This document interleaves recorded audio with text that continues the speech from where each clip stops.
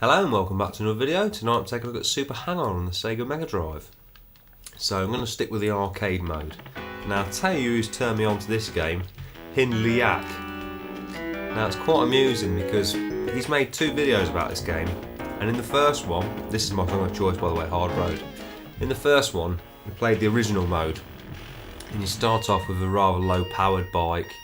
It's difficult to control. You know, it's not very fast in acceleration or top speed, and the courses, you know, they're a lot more technically demanding. But this arcade mode is definitely where it's at for me. And he reviewed this the second time, the arcade mode, and said he completely changed his mind, and that was at the point when I was like, I need to get this game in my collection. So I bought this at the same time as Turbo Outrun, which, as I've explained a couple of times now, I paid £7 for both of them delivered.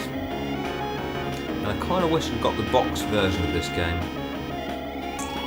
I wasn't expecting to enjoy it quite as much as I do, but there you go. It's got a lot of similarities, unsurprisingly with Outrun. I would suspect they're probably on the same technology, you know, the same arcade board. I'm no expert in these kind of things, but that's certainly the impression I get from playing this. That's no bad thing. Now, with the arcade mode, you get the most souped up bike straight away, and this bike includes nitrous or turbo, whichever way you want to look at it. I'm not sure which one it is in this game. But that can only be activated when you're at a certain speed by pressing the C button. And I've got to admit, the sense of speed and the graphics, the size of the sprites here, is still impressive today, really. And I remember seeing the arcade machine of this. I did play it a few times, could never do any good on it. Much like this Mega Drive version, in fact. I've never completed Africa, so... Well, you know, really, I've only owned it a week or so, but... Still, there's a lot here if you want to dig into it. This is what really reminds me of Outrun there, as the background changes. I love that effect on the, you know, late 80s Sega arcade machines.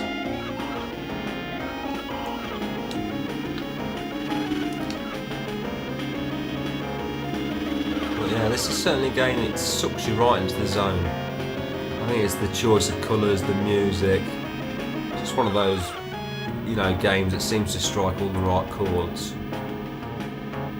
So I'm sure there was a lot of scaling effects in the actual arcade machine. Like I say, it was actually a bike that you sat on, if you didn't know. And at the time, that was pretty insane. You know, I mean, thinking back, this is an era when it was insane that Outrun had a steering wheel, or that, you know, Hard Drive had a full cockpit to sit inside, or Afterburner had a, you know, a sort of, you know, a proper like aviational seat, I guess you'd say, a proper, you know, yoke controller. So yeah, it was pretty insane because there was always like two bikes. Generally, the ones I've seen, there was two bikes sort of side by side, available for sort of two-player mode, which obviously was a thing that Sega, you know, took to new heights with Daytona and virtual racing and Sega Rally. You know, eventually linking up four machines. I mean, maybe there was a four-player link-up. Super Hang-On, I don't know.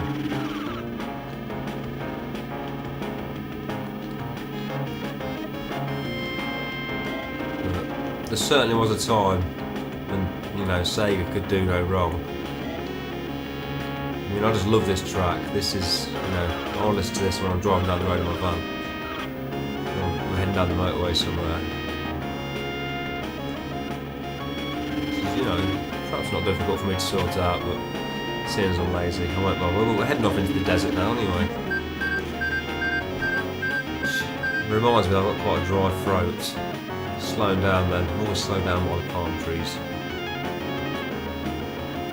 Things are going to get a little more demanding, I'm expecting that. It doesn't seem like the sort of game where you can hold back, because there is a very strict time limit. It seems that crashing almost ruins your chances altogether. Now I think I remember this game when, you know, I originally had a Mega Drive, obviously it was part of Mega Games 1. I think the reason I wasn't really very impressed by it was the fact that I was playing Road Rash at this point, and obviously, you know, the ability to punch and kick people off their bikes made this game seem a bit stale and old hat. But as time's gone by, I've sort of grown to appreciate a lot of the games that Sega have made, so it's always a pleasure to play them. There's certainly no difference here. So perhaps we'll look for a boxing complete version at some point.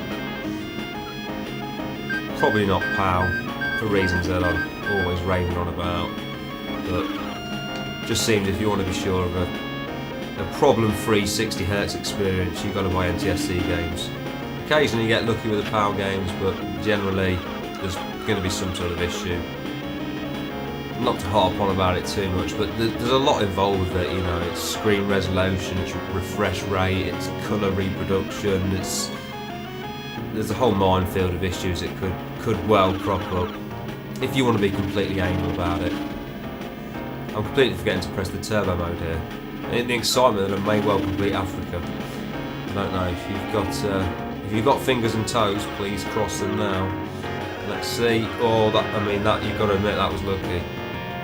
That was lucky not to hit that tree. That was get your Bible out and start praying territory. These corners are rough. Come on, 3, 2, 1. I can smell the finish line. I can smell it. I'm not going to make it. So there you go. That's Super Hang-On in Sega Mega Drive.